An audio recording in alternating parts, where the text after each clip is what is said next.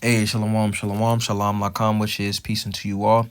Hi, Rob Tawab La Atam, Za'achikam Yawaman Rachagadol Charlotte, which is good evening. This is your brother Yawan from the JMS camp in Charlotte. Nachamatam, Kayah, Malakata Shamayim Kwarab. Repent ye for the kingdom of heaven is at hand. Call Halayim La La Abanawa Yahweh Bahasham, Yahweh Shai Bahasham, Ruchakudash. Wamashina Laza Kwanim Na Wamalakim, Sharuchagadol, which is all praises to our Father Yahweh, which means he exists. Bahasham, in the name Yahweh Shai delivers in double honors to the elders and apostles of great millstones. Ayashaya, this is Isaiah chapter 2. And we'll read verses 1 to 3. Or Salak, we'll go down to verse 4.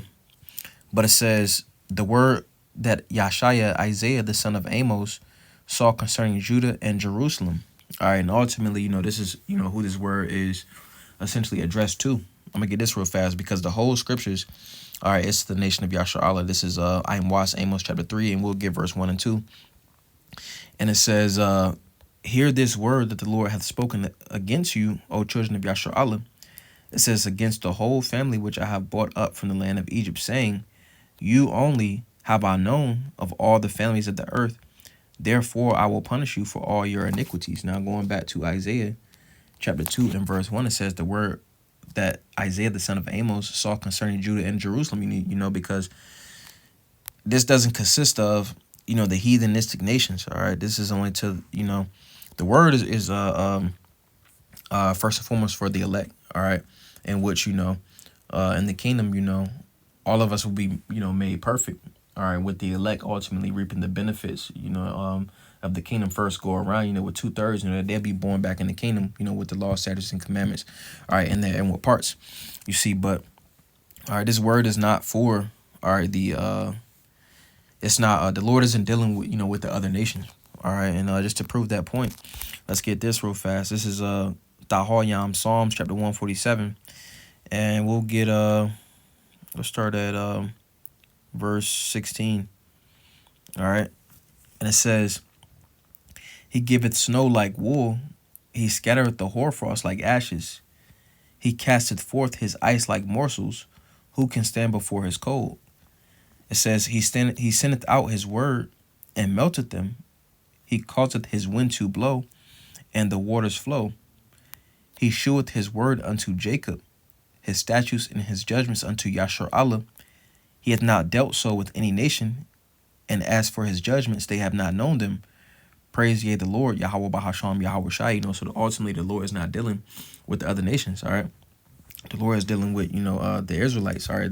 Those consist of the Lord's people, you see, and everyone of the nation of Yasharallah, all right, is not the elect of the nation of Yasharallah. Only the elect is going to be delivered from the said perils, all right, that are coming upon this planet Earth, you see.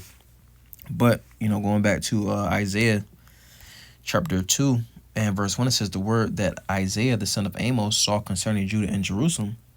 And it shall come to pass in the last days that the mountain of the Lord's house shall be established in the top of the mountains, and shall be exalted above the hills, and all nations shall flow unto it. Because ultimately, currently, all right, Esau Edom is spearheading the world. Everybody's essentially following after his, his blueprint and his hegemony and rulership. All right, but in a spiritual sense, all right, the lingua franca of the world, which the lingua franca is the language, all right, the universal language. And what I mean by universal language, pretty much the law of the land, or everything, everyone that is going to have going to flow unto the ways essentially of us. All right, essentially everyone's going to follow the ways of the Lord. All right, so reading it back, Isaiah Yashaya chapter 2 and verse 2, it says, and it shall come to pass in the last days that the mountain of the Lord's house shall be established in the top of the mountains. So ultimately going into the house of David. All right, because the Lord is essentially closing up the breaches. All right, and in the kingdom, ultimately, all right, again, it's going to go back to, all right, a true righteous rulership, all right, being the Most High Yahweh, all right, Why Yahweh Shai, Malak Dawada, King David, on down to the 144,000. But that's going to be the mountain. That's going to be the government that's going to be established. This is the government, the mountain that's mentioned in Isaiah 2 and 2. It says, and it shall come to pass in the last days that the mountain that the mountain of the Lord's house shall be established in the top of the mountains and shall be exalted above the hills, and all nations shall flow unto it, because ultimately the way that's going to be in, the way of righteousness is going to be in. So let's get a couple precepts. Zayashaya, this is Isaiah chapter 9 and verse 6. It says, "For unto us a child is born, unto us a son is given, and the government shall be upon his shoulder." All right, going back to Isaiah 2 and 2, it's talking about that mountain was talking about the government, the righteous government. All right, it says, "And the government shall be upon his shoulder, and his name shall be called Wonderful, Counselor, the Mighty Power, the Everlasting Father, the Prince of Peace." Verse 7, it says, and it's talking about Hamashayach Yahawashai. It says, "Of the increase of his government and peace there shall be no end upon the throne of David and upon his kingdom, to order it and to establish it with judgment and with justice from henceforth, even forever." All right, so going back to Isaiah 2 and 2, it says, "And it shall come to pass in the last days that the mountain of the Lord's house shall be established in the top of the mountains and shall be exalted above the hills, and all nations shall flow unto it." All right, and that's ultimately going to be forever. All right, that's why it says, "And to establish it with judgment and with justice from henceforth, even forever." It says, "The zeal of the Lord of hosts will perform this." And what the scriptures say, Isaiah, the 55th chapter. All right, being that the Lord, roughly paraphrasing, being that the Lord prophesied, essentially it's gonna come to pass. The Lord's word doesn't go out void. It's gonna prosper. It's gonna do the thing that it pleases. Roughly paraphrasing. So let's get a couple more precepts. Because it's gonna be a righteous rulership. All right, in the kingdom to come. All right, let's get this. This is Isaiah Yashaya chapter 16, and let's get verse 5, and it says, "And in mercy shall the throne be established, and he shall sit upon it in truth in the tabernacle of David." It says, "Judging and seeking judgment and hasting righteousness." You see, because ultimately, all right, I'm gonna read this back. It says, "And in mercy shall the throne be established." If you look at the current rulership, it's not about mercy. All right, it's about when they say, okay, well, you got I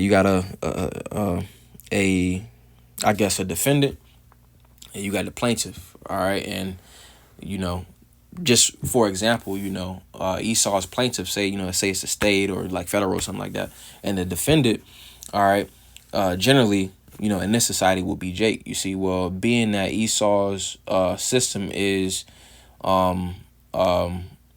modeled off of giving sentencing, all right, unrighteous sentencing, all right, because when you break that word down, how they use that word, sentence goes back to SEN, and that SEN goes back to the census, so when the judge is like, when they say, okay, when it goes down and it's like it's time for the judge to ultimately give a sentence, well, that sentence is coming from how he feels.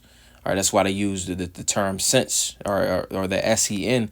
That part goes back to the census, and that's handled like that in that level. But you see, they also put it upon, like on a lower level, all right, with lawyers, and police officers, deputy sheriffs, and stuff like that. That's why they say, okay, this is up to your discretion. Did you feel this way? Did you feel, threatened in this? That's why, the system is pretty much mocked off of how a judge, so to speak, feels. You see, so on the contrary, all right, in the kingdom, it's not going to be like that. All right, in verse 5, it says, Isaiah 16 and 5, it says, "And in mercy shall the throne be established." It says, "And he shall sit upon it in truth." It says, "In the tabernacle of David, judging and seeking judgment and hasting righteousness." You see, so it's going to be complete equity. It's going to be complete balance. It's going to be complete righteousness. It's not going to be how it is, with Esau's hegemony. All right, so let's get a couple more. All right, let's get we'll get Isaiah Yashaya chapter 1, and we'll get verse 26, because we're talking about their righteous rulership. This is Isaiah chapter 1 and verse 26, and it says, "And I will restore thy judges as at the first, and thy counselors as at the beginning. Afterward thou shalt be called the city of righteousness, the faithful city." All right, so ultimately, again, the Lord is essentially in the process of raising up the judges. All right, essentially in the process of closing up the breaches of the house of David. All right, so in the kingdom, all right, it's going to be everything is going to be ran in righteousness. It's going to be again ran in true balance and true equity. All right, and it's going to be upright. All right, versus or on the contrary, on this side things are not ran that way. But in the kingdom, we're not going to have to. It's not going to be. It's essentially going to be ran in righteousness. You know, it's pretty much the point. All right. So nevertheless, let's go back to Isaiah chapter 2, and we'll get verse 3. And it says, "And many people shall go and say, Come ye, and let us go up to the mountain of the Lord, to the house of the God of Yaquab, and he will teach us of his ways, and we will walk in his paths. For out of Zion shall go forth the law and the word of the Lord from Jerusalem." You know, Jerusalem's going to be it's going to be like an epicenter. It's going to be it's going to be the epicenter. It's going to be like the capital, you know. So going back to verse 4, all right, and it says, or I'm going to get a quick precept for this. I'm going to read it back. This is Isaiah chapter 2 and verse 3. It says, "And many people shall go and say, Come ye, and let us go up to the mountain of the Lord, and to the house of the God of Yaquab, and he will teach us of his ways, and we will walk in his paths. For out of Zion shall go forth the law and the word of the Lord from Jerusalem." Let's get this real fast. This is Psalms chapter 18, and we'll get verse 43. And it says, "Thou hast delivered me from the strivings of the people." It says, "And thou hast made me the head of the heathen. A people whom I have not known shall serve me. As soon as they hear of me, they shall obey me. The strangers shall submit themselves unto me." All right, so going back, because that's true subordination. All right, Isaiah 2 and verse 3 says, "And many people shall go and say, Come ye, and let us go up to the mountain of the Lord, to the house of the God of Yaquab, and he will teach us of his ways, and we will walk in his paths." All right, because in Esau's kingdom, all right, we had to essentially subscribe to, the different laws. You can't spit on the sidewalk, or, you'll get arrested, or you get some type of citation or a ticket or something like that. Or you can't, just different little things that you can't do in this man's society, that are unrighteous decrees as pursuant to Isaiah the 10th chapter in the first verse. You see, because we're under subordination, we're in the land of our oppressors. You see, so by default we got to subscribe to the laws. You see, so in the kingdom it's going to be on the contrary, to where we're going to be at the top. All right, and ultimately they're going to have to be subordinate. If they're going to have to be in subordination, they're going to have to be subject unto us in our laws, as pursuant to this verse right here. Reading it again, Isaiah 2 and 3, it says, "And many people shall go and say, Come ye, and let us go up to the mountain of the Lord, to the house of the God of Yaquab, and he will teach us of his ways, and we will walk in his paths. For out of Zion shall go forth the law and the word of the Lord from Jerusalem." All right, verse 4, and it says, "And he shall judge among the nations, and shall rebuke many people, and they shall beat their swords into plowshares, and their spears into pruning hooks. Nation shall not lift up sword against nation, neither shall they learn war anymore." Because it's not going to be a need to go to war, all right, in the kingdom. All right.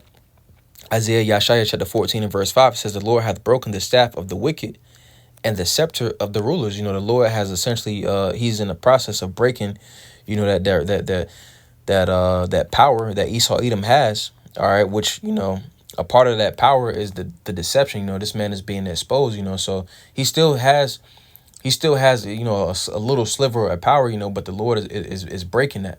All right. It says, "The Lord hath broken the staff of the wicked and the scepter of the rulers." Whatever point in time, the Lord has it to where this man is going to be completely taken out of power. All right, that's essentially what's going to happen, with this specific prophecy. It says, "The Lord hath broken the staff of the wicked and the scepter of the rulers. He who smote the people in wrath with a continual stroke." Going back to, Isaiah, a literal stroke, you see, but then also a stroke of a pen. It says, "He who smote the people in the wrath with a continual stroke, he that ruled the nations in anger, is persecuted, and none hindereth." Verse 7 says, "The whole earth is at rest, and is quiet. They break forth into singing." It says, "Yea, the fir trees rejoice at thee, and the cedars of Lebanon saying, Since thou art laid down, no feller is come up against us." And a feller is somebody that cuts down trees. All right, and trees in the scriptures is likened unto the men, all right, likened unto the nations. You see, so ultimately in the kingdom, all right, the whole earth is going to be at rest, all right, quiet, all right, and the trees, you see, because Esau has destroyed us, but he's also destroyed, the other nations. All right, but predominantly Jake, you see, but then he also, again, he has, destroyed the other nations. They have subscribed unto, that Babylon juice, those philosophies. You see, so that's one aspect as to how he has been destroying. You see, so ultimately in the kingdom, he gonna be put down, all right, or he's gonna be in the kingdom. He gonna have to do, his slavery.